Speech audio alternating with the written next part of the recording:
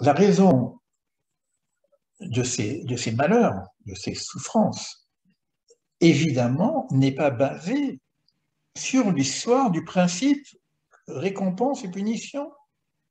Et ça, c'est un retouche énorme. Pourquoi? Parce que quand on a vu la Shoah, c'est tellement énorme, on s'est demandé quelle est la faute. Quelle est la faute? Et tous les sages qui sont vraiment sages, qui comprennent, arrêtez de penser à une causalité. On a dépassé l'histoire de la faute, on n'est pas dans la faute maintenant. C'est pas qu'ils vivent ça parce qu'ils ont vécu ça, parce qu'ils étaient pas assez religieux ou parce que, etc. Il faut arrêter. On n'est plus là-dedans, on est dans un truc qui est au niveau du paroxysme du mal. Donc, on est dans le principe qui nous dépasse, qu'on s'appelle le principe de l'unité, mais il n'y a pas de causalité, il n'y a pas de mérite, il n'y a pas de punition. Il faut arrêter avec ça. Et on nous ramène encore souvent ces histoires. Alors, chacun a son truc, hein, de dire c'est à cause de ci ou de ça. Donc, chez nous aussi, hein, il y en a qui ont pensé que, parce que, bon, l'Allemagne, etc., les philosophes, machin, ben, il faut arrêter. Et là, on nous vient le texte qui vient nous dire, ça ne dépend pas de nos erreurs. C'est pas une conséquence. On n'est plus dans on n'est plus dans la fonction de causalité. On est dans une autre paradigme. Il n'y a plus la causalité. On est dans quelque chose qui est unité. Et pour l'instant, on ne sait pas trop ce que ça veut dire. Donc, ça veut dire ce qu'il est en train de nous dire là, donc le titre un petit peu, c'est qu'il y a un bénéfice de ce mal, puisque ce mal va se transformer en bien aussi bien énorme que le mal que nous vivons. J'ai pris une petite note là que je vais revoir avec vous parce que il est en train de dire là, le bien sera dispensé au monde entier et l'ensemble de l'Assemblée d'Israël sera récompensé. On avait parlé de cette notion d'Assemblée d'Israël, plusieurs fois je l'ai dit, c'est que là actuellement le principe a été redonné à gérer par l'Assemblée d'Israël. Ça peut aussi expliquer toutes les pogroms, toutes les souffrances et tout ce qui se passe dans cette Assemblée d'Israël qui a du mal à survivre mais qui perdure quand même depuis des millénaires. Et c'est un peu comme les justes qui portent un petit peu leurs souffrances. Et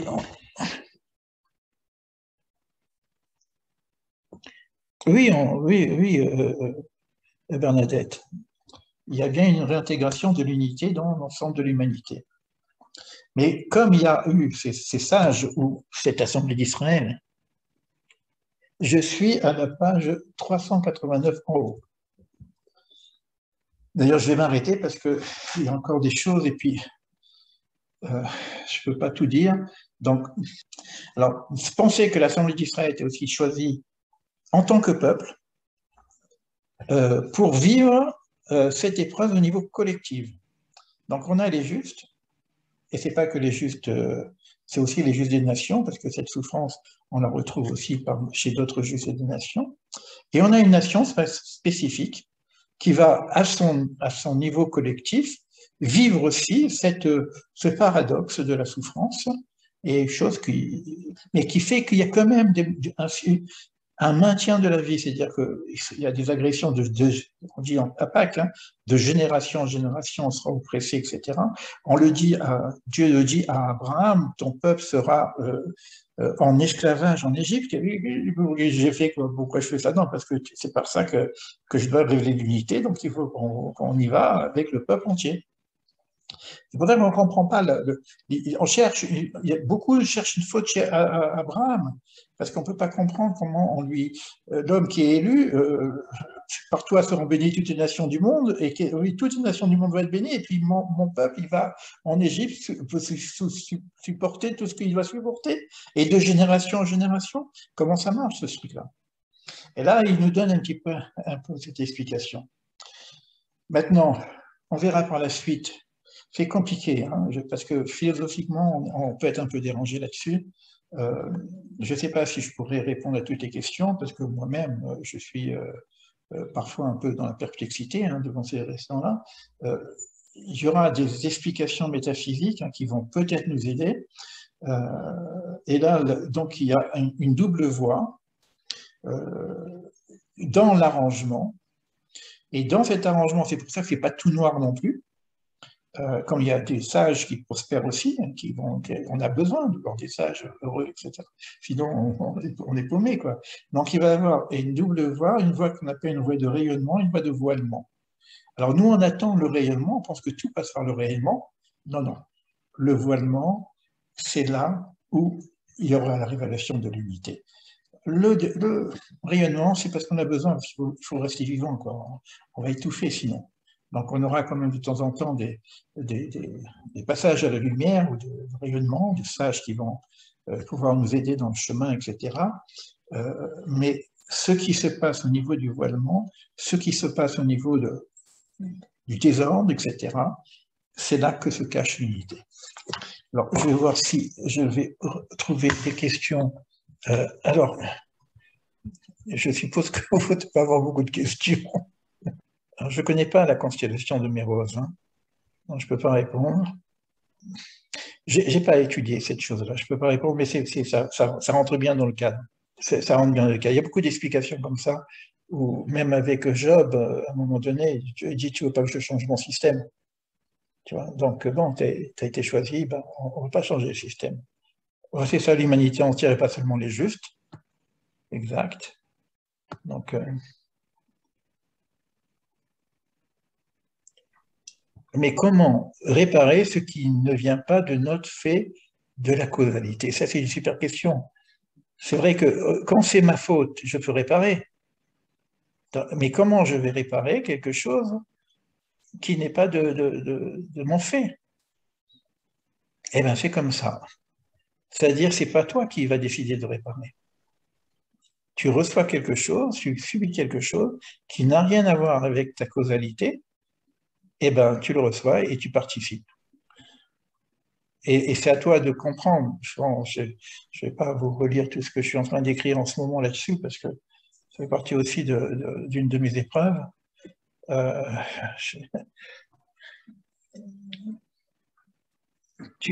y a dans le Talmud un passage qui dit quand tu subis une injustice ou une souffrance, il faut faire ton bilan d'âme. Il faut regarder qu'est-ce qui ne va pas chez toi. Donc, causalité et réparer. Ça, c'est normal. Maintenant, si tu ne trouves pas, et si vraiment il n'y a pas de trace, la plus petite soit-elle, de causalité, c'est-à-dire que il t'arrive un truc, mais t'as... Alors, on avait déjà vu ça au début. On va rechercher éventuellement un tikkun au niveau d'une autre vie, au niveau comment dire, nos ascendants, de nos descendants, on va prendre pour, etc. C'est même pas ça. Et tu vois aucune causalité. Tu es capable de savoir que tu n'as rien à voir avec cette histoire. Alors, il y a peut-être deux solutions. Soit tu t'es pas assez investi dans la connaissance pour comprendre le système, donc le système de l'unité dont on est en train de parler, donc tu n'as pas assez étudié. Ça fait le Talmud, un nombre Archot qui dit ça. Je suis tombé dessus il n'y a pas longtemps, d'ailleurs, encore une fois. Soit fais une épreuve d'amour. C'est-à-dire Dieu t'a choisi parce qu'il t'aime. Une épreuve d'amour. Et c'est comme ça, si tu veux, par ce qu'on appelle les épreuves d'amour, où on répare un petit peu, on répare quelque chose qui ne nous appartient pas. Et on est dans le tikkun olam. On est dans ce qu'on appelle le tikkun olam. Voilà. Donc, si vous avez d'autres questions, on peut encore échanger. Oui. Oui, vas-y. Je pensais qu'il peut aussi y avoir une... Bon, on est dans un temps non linéaire, mais il peut y avoir une causalité future, c'est-à-dire on va vivre quelque chose de difficile, de souffrance, etc. Peut-être pas forcément pour réparer quelque chose dans le passé, mais parce que, en fait, ça va être la condition sine qua non pour nous forcer, hein, entre guillemets, la main, pour nous obliger à atteindre un niveau et à nous dépasser pour atteindre quelque chose plus tard. C'est exactement ça, Daniel. Hein. C'est exactement ça. La causalité, c'est une réparation d'une erreur, donc d'un passé, etc. Que ce soit un passé antérieur, une autre vie, ou alors que ce soit pour... Mais donc ça, c'est la causalité. Ça veut dire pourquoi. À cause de quoi? Je vis ça parce que, attaché. Donc il y a une cause-effet. Mais il y a un pourquoi non séparé. Pour que je puisse vivre cela plus tard, pour m'amener vers ma réalité plus tard. Donc je vis quelque chose qui n'est pas, là c'est personnel hein, pour l'instant, mais c'est pareil au niveau de l'unité. Je vis quelque chose aujourd'hui qui n'est pas une réparation d'une faute ancienne, causalité, mais pour m'amener là où je dois aller, ma destinée. Et c'est pareil au niveau de l'humanité, c'est pareil au niveau du clan d'Israël. D'accord? Donc c'est comme ça que ça fonctionne. C'est pour nous ouvrir, pour nous réveiller, pour nous amener vers. La difficulté que ça passe par un brouillard terrible. Et tout le monde prie hein, pour qu'on n'ait pas le brouillard. Hein. On n'a pas envie du brouillard. Hein. Ah On bah a moi, envie. justement, j'ai déjà prié pour justement avoir des épreuves parce que je savais que c'était, entre guillemets, la seule chose qui pouvait pas me faire. Enfin, il y a deux chemins pour évoluer, on va dire. Évoluer soit de notre plein gré, mais on monte doucement, soit par des épreuves très difficiles. Et lorsqu'on touche le fond, en fait, on monte plus haut que la voie où on monte comme un ballon d'hélium, quoi. C'est pour ça Exact, même exact, il est exact, dit que les tzadikim, ils sont tombés 7 fois, etc. exact, Et exact. moi, mon expérience personnelle, c'est vraiment quand j'étais au bord du suicide, quand j'étais, c'est-à-dire dans la nuit noire la plus obscure de ma vie, que c'est précisément à cet endroit-là que j'ai reçu les révélations les plus incroyables des capacités psychiques qui m'ont permis de voir rationnellement que tous nos choix, notre volonté, notre destin, que que tout est contrôlé d'en haut. Et après, j'en ai conclu qu'en fait, c'est comme ça que j'ai compris c'est comme ça que j'ai vu que Dieu existait. En fait, c'est quand j'ai vu que tout était écrit, mais qu'on n'était pas des robots. Et qu'en gros, finalement, il y avait une relation entre le microcosme et le macrocosme, comme dans un rêve où on anime la volonté de notre soi profond, enfin notre soi supérieur plutôt. Et c'est incroyable parce que là, tout ce que vous disiez, je buvais totalement vos paroles, parce que là, ça fait une semaine que je discute de ça presque tous les jours par téléphone, par mail, sur Twitter et tout, avec des gens. Et je discute avec des gens qui ont déjà le niveau d'accepter que on est un, que tout est juste, choisi, nécessaire, qu'il n'y a pas que le mal, c'est limite une hérésie. On devrait remplacer ce mot par la souffrance, que c'est la seule chose qui nous oblige, etc. Mais je remarque qu'il y a quand même, chez beaucoup de gens, en fait, j'ai pas trouvé une seule personne qui arrivait à accepter mon point de vue, mon opinion par rapport à ça, c'est-à-dire par rapport au messianisme actif et passif. On va dire celui passif, c'est juste de semer des graines pour que les gens prennent s'ils ont envie de prendre et qu'ils évoluent par eux-mêmes.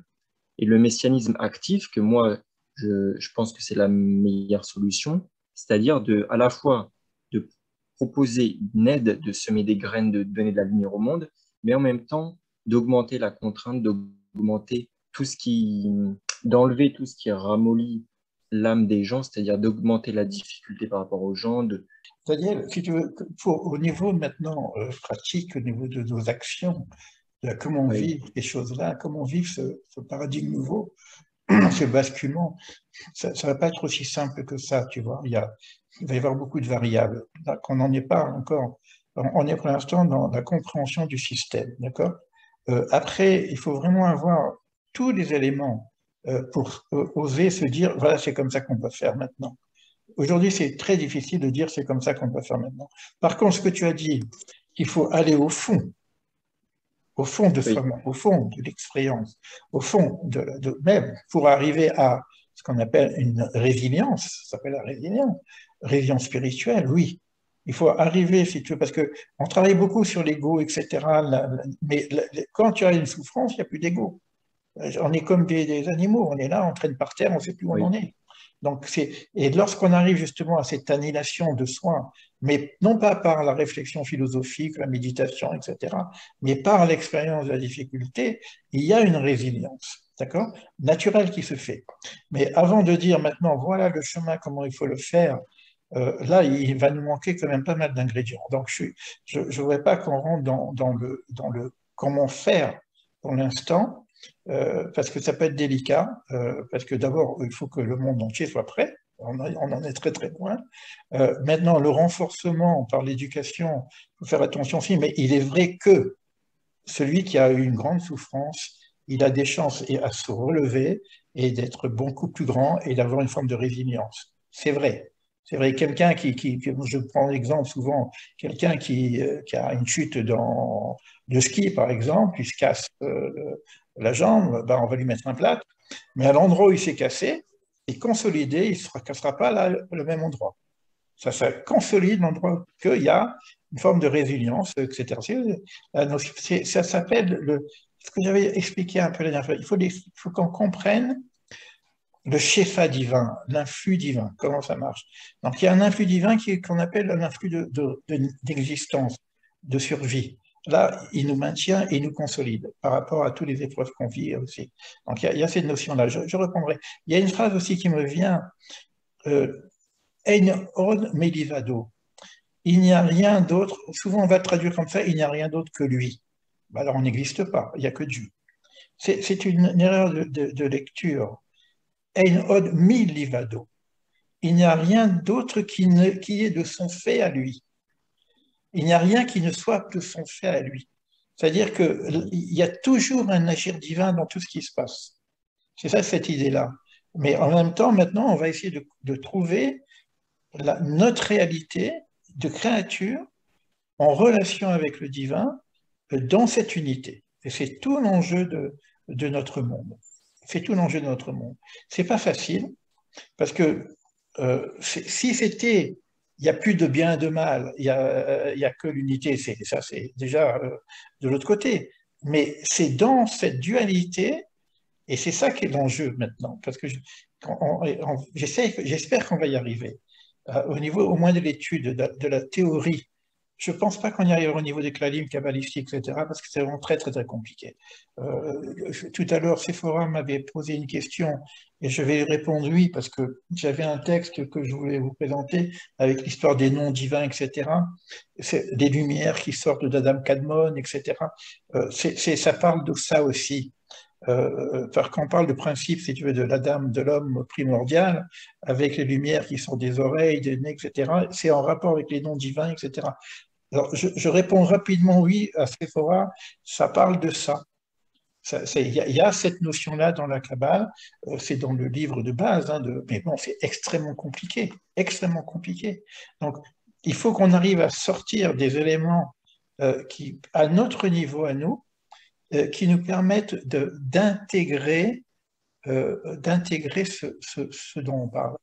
Parce que si on reste que dans les principes kabbalistiques, bon, ça va être sympathique, on a l'impression de jouer au jeu des séphirotes, comme on déplace les choses comme ça. Il faut qu'on trouve des éléments pour notre équilibre mental, intellectuel, spirituel. C'est ça l'idée. Mais bon, là pour l'instant, on nous donne un principe, on y adhère ou on n'y adhère pas, mais c'est ça le principe de base, en tout cas tel que le Ramchal nous l'apporte. Et c'est totalement différent de tout ce qu'on a pu connaître. Moi, ce que j'ai pu connaître, parce que là, je peux parler en termes d'expérience de ce que j'appelle la non-dualité, et j'ai vu que, et d'où les tourments de la vérité, hein, quand on rentre dans le judaïsme, s'il n'y a que la dualité, c'est génial. Ça, c'est clair. Il y a le bien, le mal. Ben, le mal, c'est les méchants, et le bien, c'est le bon Dieu, c'est les gentils. Mais non, quand c'est cette confusion-là, on ne sait plus où on en est. Alors, s'il y a la non-dualité, c'est super. On quitte la dualité, on arrive à la non-dualité. Non, non, c'est l'unité. L'unité n'est pas l'uniformité. Il faut intégrer la totalité. Pas simplement le 2, il faut intégrer le 3, le 4, le 5, etc. Alors, il faut intégrer la totalité. C'est ça que ça va être un peu difficile. C'est Sandra. Je Oui, voulais vous Sandra. poser une question. Est-ce qu'on ne peut pas envisager, alors je ne sais pas, je ne veux pas choquer personne, hein, mais que certaines choses peuvent échapper à Dieu, tout simplement? Ben oui, mais non, je sais Oui, bien, mais on peut, que... non, mais ça c'est une question, qu'est-ce que Dieu, comment exactement ça fonctionne, etc. Vous voyez? Oui, non, le truc, c'est, bon, d'une façon générale, c'est le début de l'enseignement qu'on a fait. On ne sait pas, on ne dit jamais ce que est Dieu. L'essence de Dieu, personne ne sait ce que c'est, on n'en parle pas. Donc, on parle simplement des émanations divines. Donc, on parle d'immanence, transcendance. Et on parle des œuvres divines. On parle de la relation qu'il y a entre l'humain et le divin. On parle de la fonction divine. Et on ne parle pas de Dieu lui-même. Donc, c'est là où il faut... Quand on parle que des émanations divines, etc., là, on peut vraiment discuter. Mais quand on commence à discuter de Dieu lui-même, bah, c'est-à-dire qu'on parle de Dieu, quoi. Alors, on ne peut rien dire. Donc, mais ce que tu dis, c'est OK si tu restes dans la notion de immanence et transcendance. D'accord? Dans l'immanence, on va voir Elohim, Dieu, nature, etc., la création du monde, les forces divines, etc.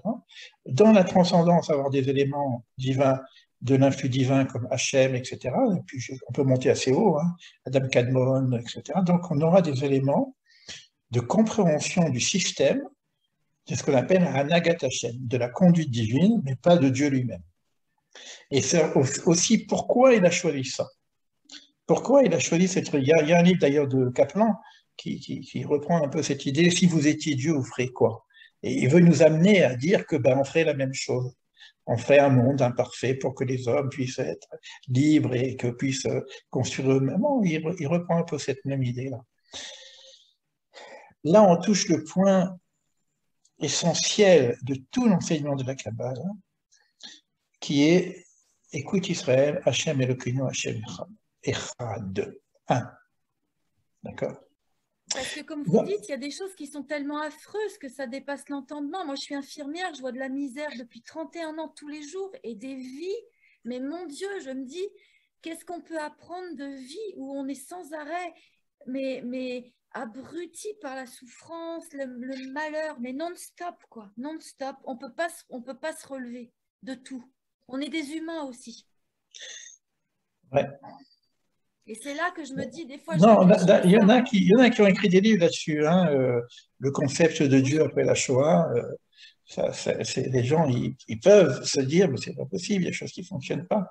C'est pour ça que ce livre va nous aider, parce que ça fonctionne quand même. Il y a quand même le divin caché de caché. Mais il y a pas, il faut, parce que le problème, c'est qu'on a personnifié Dieu, on l'a presque rendu humain, si tu veux, et donc on ne peut pas comprendre comment Dieu peut laisser passer des choses comme ça, surtout la souffrance. C'est difficile, cette histoire de dire que la libération passe par la souffrance. On ne comprend pas que c'est pas obligé. Attention, c'est pour ça qu'il dit qu'il y a les deux niveaux. Parce qu'il y a la libération par la joie. On n'est pas obligé de souffrir pour se réaliser. Mais ce système existe aussi. Alors, en on milevado, il n'y a rien d'autre que du fait du souverain, c'est extrêmement difficile. C'est vrai que c'est difficile. Alors maintenant, dire que c'est une question du concept de Dieu, oui. Oui, mais ça veut dire qu'on mettrait dans l'idée de Dieu, parce qu'on parle d'idée de Dieu, on ne sait pas trop ce qu'on dit quand on parle de Dieu, mais on mettrait dans l'idée de Dieu une forme de faiblesse, de manque. Non, je ne vois pas ça comme une faiblesse, je verrais ça comme le principe du chaos, parce que dans le chaos, c'est le vide, mais du vide, il part de nouvelles choses. Donc, c'est pas que c'est dépassé, non, donc, dans ce cas-là, il n'est pas dépassé. C'est dans le principe du chaos. Et le principe du chaos, c'est lui encore. Oui, mais je n'ai pas dit dépasser, hein. J'ai dit que les choses pouvaient lui échapper. Mais non, c'est lui, non, l'idée, c'est que c'est lui qui est maître du chaos. Voilà, donc ça ferait comme un chaos pour moi. Oui, mais il est maître du chaos. Moi, j'écris une phrase, parce que bon, dans des difficultés, je ne peux pas raconter mon histoire parce que ce n'est pas le moment, mais à un moment donné, je perds le contrôle. D'accord? Il y a quelque chose qui ne fonctionne plus dans l'épreuve. Je perds le contrôle. Et j'entends la voix qui me dit, t'inquiète pas, t'inquiète pas. Il y a quelqu'un qui contrôle le contrôle. Tout ça, c'est contrôlé autrement que parce qu'on verrait sur la justice humaine, etc. Il y a un contrôleur des contrôleurs, etc. Donc, il y a toujours cette présence divine cachée. Et ça, c'est difficile. C'est difficile parfois parce que... Voilà. Donc, mais c'est un peu le travail que j'essaye de partager aussi à travers mon livre. qui va bientôt sortir. D'ailleurs, je vais vous le vendre, hein, le livre. Je fais des cours gratuits, mais je vais vous vendre le livre, pas pour l'argent. D'ailleurs, Elie, il sort quand le livre? Ben, je suis en train de me battre avec mon éditeur pour qu'il sorte le plus rapidement possible. Je lui ai même demandé des papiers de prévente pour qu'on commence à le sortir. Moi, je travaille sur la suite actuellement. Et c'est la suite qui est la plus spécifique par rapport à ce qu'on est en train de dire.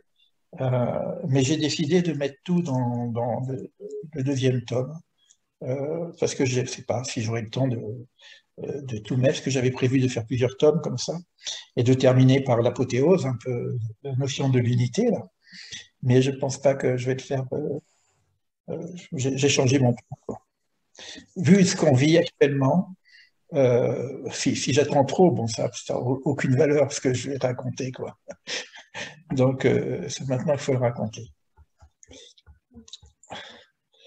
Je vous en parlerai de toute façon dès que c'est... Normalement, ça devrait sortir pour septembre. Voilà, ce que j'espère, hein, parce que là, il est fini. À un moment donné, je parle des 2 premiers tomes, hein. Ça devrait sortir pour septembre. Alors, je vais couper un peu l'enregistrement.